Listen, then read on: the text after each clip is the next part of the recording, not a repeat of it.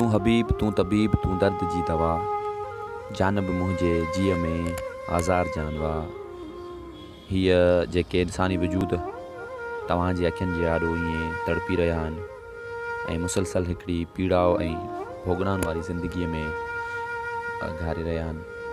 सो इन्हनि जी तकलीफ़ यकीनन असां दर्द रखंदड़ इंसान आहियूं त यकीनन उनखे महसूसु करे सघूं पिया।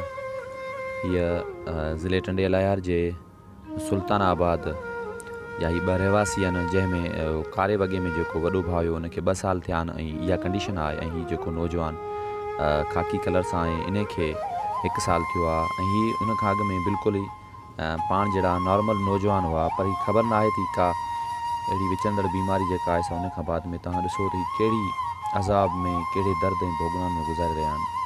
सो दर्द रखंदड़ आहियो त हिन वीडियो खे वधि में वधि उन्हनि हथनि ताईं पहुचायो जिन हथनि खे एतिरी सघ आहे, एतिरी वसियत आहे त उहे इन्हनि नौजवाननि जी ज़िंदगी बचाए सघनि ऐं इन ई बीमारी जी जड़ ताईं पहुची इन जो प्रॉपर इलाजु कराए।